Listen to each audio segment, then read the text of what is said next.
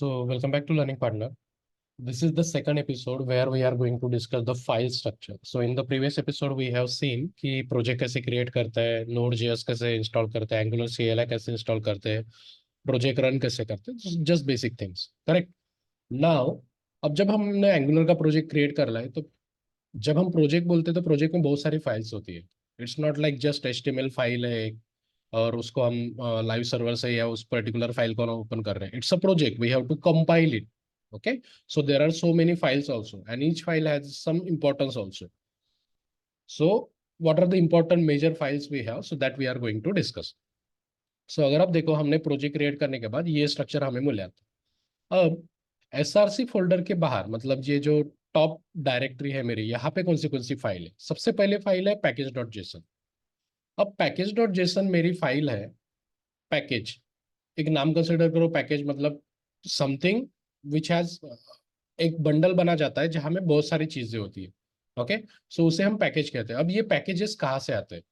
पहली बात, package dot JSON is it's a JSON file. It will have like what are the different packages or library we are going to use in our Angular project.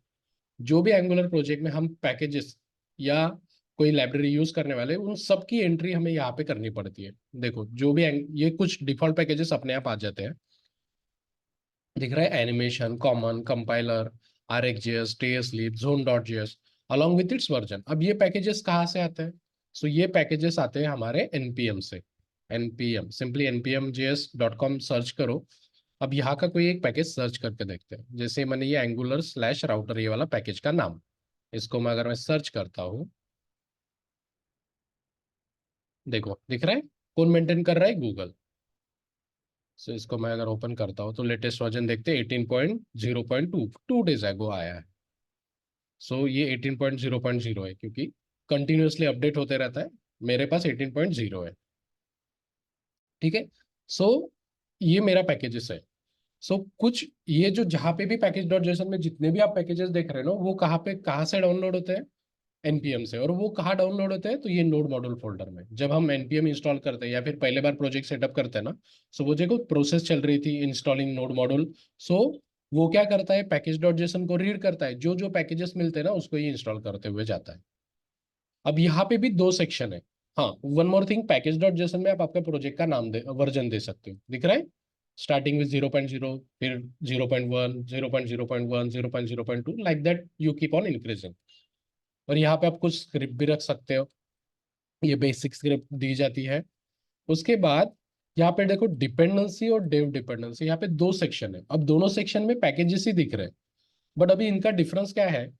Dependencies में ऐसे packages रहते हैं जो deploy करने के बाद भी आपके बिल्ड का पार्ट होता है. मतलब ये एक्चुअल पैकेजेस हो जो डेवलपमेंट आप करते हो, कंपोनेंट में जो कोड लिखते हो, वहां पे जो जरूरी मतलब आपका एंगुलर एप्लीकेशन चलने के लिए जो चीजें चाहिए वो यहाँ पे है. और ये पैकेजेस, ये भी है, नीचे वाले डेव डिपेंडेंसीज भी है. लेकिन ये जो पैकेजेस है डिपेंडेंसीज, ये पैकेजेस आपके बिल्ड का पार्ट हो गए. मतलब आपका प्रोजेक्ट हो गया, जब आप बिल्ड करोगे और उसको डिप्लॉय करोगे सर्वर पे, तो ये जो पैकेजेस है ना, ये आपके बिल्ड का पार्ट रहेगी. ओके. बट डेव डिपेंडेंसीज नाम में ही है. डेव मतलब नॉर्मली डेव जहाँ पे भी है ना, तो डेवलपर कंसिडर करो. एंगुलर का प्रोजेक्ट लोकली रन करने के लिए जो पैकेजेस चाहिए, वो ये पैकेजेस है. अलॉन्ग विथ टेस्टिंग भी है. सो ये डेव डिपेंडेंसीज में ऐसे पैकेजेस है जो लोकली एनवायरमेंट में, जब मतलब आपकी मशीन में जो आप एंगुलर रन करते हो, तब रन करने के लिए ये पैकेजेस काम में आते हैं. जब आप बिल्ड डिप्लॉय करते हो, तो ये पैकेजेस आपके बिल्ड का पार्ट नहीं है. ये एक इंटरव्यू क्वेश्चन है कि डिपेंडेंसीज और डेव डिपेंडेंसीज में क्या डिफरेंस है. सो डिपेंडेंसीज में ऐसे पैकेजेस है जो मेरा बिल्ड का पार्ट रहेंगे, और डेव डिपेंडेंस में ऐसे पैकेजेस है जो सिर्फ लोकली मेरे काम में है. तो इसलिए वो जब मैं बिल्ड निकालता हूँ, तो ये चीजें मेरे बिल्ड का पार्ट नहीं रहेगी. क्लियर? सो ये पैकेज डॉट श सबसे पहली फाइल ये है अपनी. अगर लेट्स से आपको बूटस्ट्रैप इंस्टॉल करना है, तो आप क्या करोगे? लेट्स से यहाँ पे मैं बूटस्ट्रैप में गया.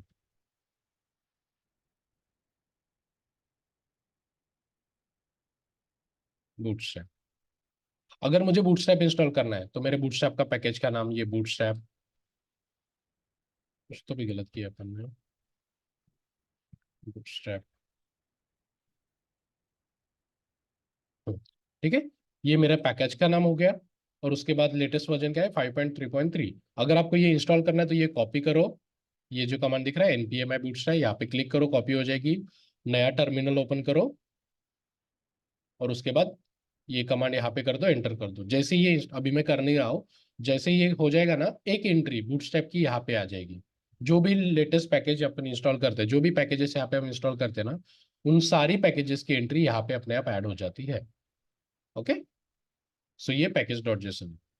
पैकेज डॉट जेसन के बाद है एंगुलर डॉट जेसन। अब जैसे मैंने बोला कि पैकेज डॉट जेसन क्या है, package dot JSON will contain the entries of all the packages which I am going to use in my Angular project. अब इसके बाद है Angular dot JSON. So Angular dot JSON, नाम में Angular है, so consider करो ये अपने एंगुलर प्रोजेक्ट का आर्किटेक्चर का फाइल है, कॉन्फ़िगरेशन का फाइल है। अब उसे आप आर्किटेक्चर बोलो या कॉन्फ़िगरेशन, सो आपके प्रोजेक्ट का कॉन्फ़िगरेशन, आर्किटेक्चर रिलेटेड कुछ सेटिंग्स है, या फिर सेटिंग बोलो, जो आप जिस चीज में आप कंफर्टेबल हो वो कंसिडर करो। राइट, मैं हिंदी में ट्यूटोरियल क्यों कर रहा हूँ कि थोड़ा सा हिंदी में समझने में इजी जाएगा, रिलेट होता है अच्छे से, इसलिए मैं हिंदी में ट्रांसलेट करके पढ़ा रहा हूँ। राइट, नॉर्मली नहीं तो मेरे बाकी इंग्लिश में ही होता है, बट बहुत लोग पूछ रहे थे इसलिए मैंने मैं हिंदी में स्टार्ट किया।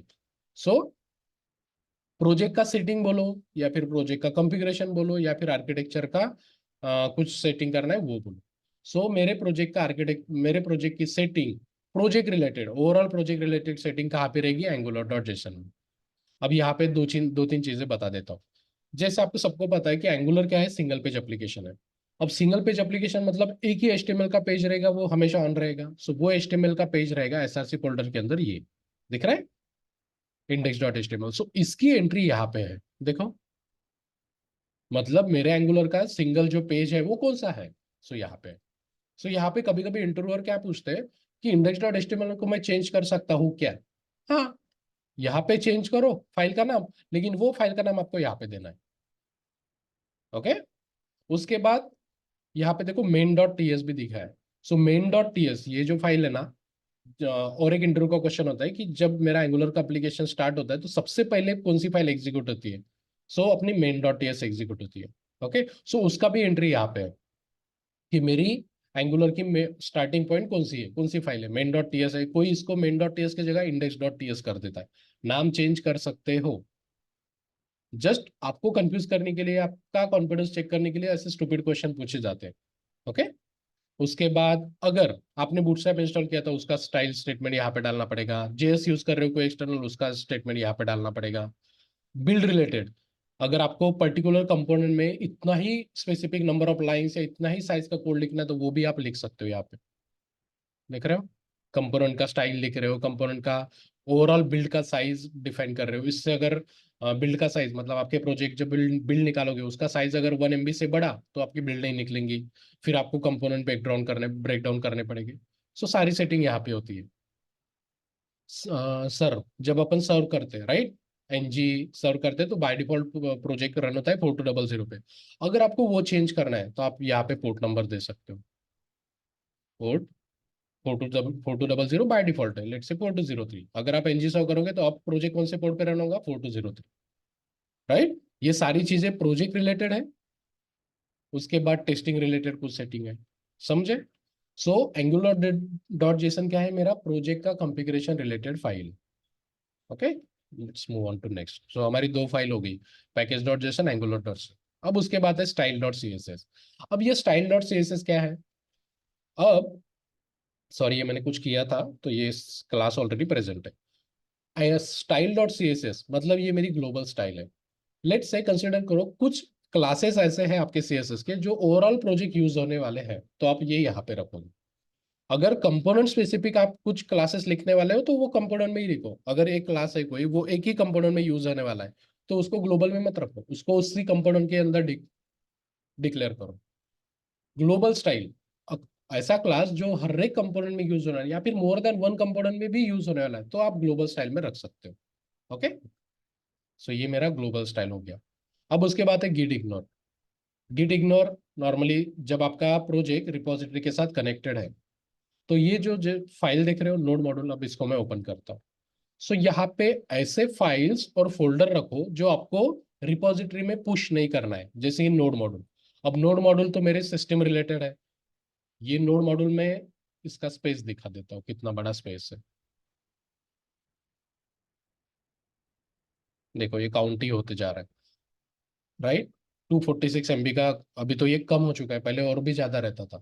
जैसे जैसे एंगुलर के नए नए वर्जन आ रहे हैं, ये एटलीस्ट उसी पे काम कर रहे हैं कि भाई प्रोजेक्ट का जो रिक्वायर्ड चीजें वही रख रहे हैं, तो नोड मॉड्यूल का साइज कम होते जा रहा है। सो नोड मॉड्यूल ये हमें रिपोजिटरी में, क्योंकि this is not a code ना, this is just something files which we need to run the project. So ये रिपोजिटरी में पुश करने का कुछ सेंस ही नहीं है, राइट। सो ऐसी फाइल या ऐसे फोल्डर जो आपको रिपोजिटरी में पुश नहीं करने, सो उनकी एंट्रीज आपको यहाँ पे डालनी है। फोल्डर स्लैश से जाएंगे और फाइल डायरेक्टली नाम से। क्लियर। सो गिट इग्नोर नाम में ही है, गिट इग्नोर। गिटहब के साथ ये नाम आया है। सो गिट, जब अपन गिट कमिट करते हैं, गिट स्टेटस करते हैं, तो ये फाइल इग्नोर हो जाएगी। ओके। सो अपनी गिट इग्नोर फाइल हो गई। उसके बाद टीएस कॉन्फिग। अब एंगुलर में हम नॉर्मली टाइपस्क्रिप्ट के साथ काम करते हैं, और भी लैंग्वेजेस है एक दो जिसके साथ हम काम कर सकते हैं, बट नॉर्मली टाइपस्क्रिप्ट के साथ ही काम होता है। सो टाइपस्क्रिप्ट एक क्या है, लैंग्वेज है। सो ऑब्वियसली उसकी भी कुछ सेटिंग होगी। सो ये TS config dot JSON is nothing but TypeScript की कंपाइलेशन की कुछ सेटिंग्स है। ओके। देखो कंपाइलर ऑप्शन, सो ये compilation TS config TypeScript configuration file, TypeScript related कुछ कॉन्फ़िगरेशन की सेटिंग्स ऑन ऑफ करने की जो फाइल है वो ये है TS config dot JSON TypeScript related. उसके बाद TS config app dot JSON है, यहाँ पे कुछ और सेटिंग्स रख सकते हो। टी ये टेस्टिंग वाली है, रीडमी फाइल है, ये अननेसेसरी है, ये अगर नहीं भी पता है तो भी चलेगा। एडिटर कॉन्फिग, ये एडिटर मतलब आपके वीएस कोड के रिलेटेड कुछ रूल्स एंड रेगुलेशन सेट करना है, तो ये नथिंग दैट मच इंपॉर्टेंट नहीं है, तो ये नहीं पता है तो भी चलेगा। लेकिन package dot JSON, angular dot Jason और टीएस कॉन्फिग, बाहर में ये तीन फाइल पता होना जरूरी है। उसके बाद हम आते हैं सोर्स फोल्डर पे। सोर्स फोल्डर के अंदर स्टाइल हो गया। अब index file. So index file ये हमारा सिंगल पेज है जो हमेशा रन होते रहेगा। बॉडी के अंदर ये देख रहे हो ऐप रूट। सो ये ऐप रूट, ये जो टैग है ना, इसके अंदर हमारा पूरा एप्लीकेशन रन होगा, ऐप रूट के अंदर। ओके। सो ये मेरा सिंगल पेज एप्लीकेशन है। उसके बाद main dot T S. Main dot T S, जब भी मेरा एप्लीकेशन स्टार्ट होता है तो मेरा मेन डॉट टी एस जो फाइल है सबसे पहले एग्जीक्यूट होता है।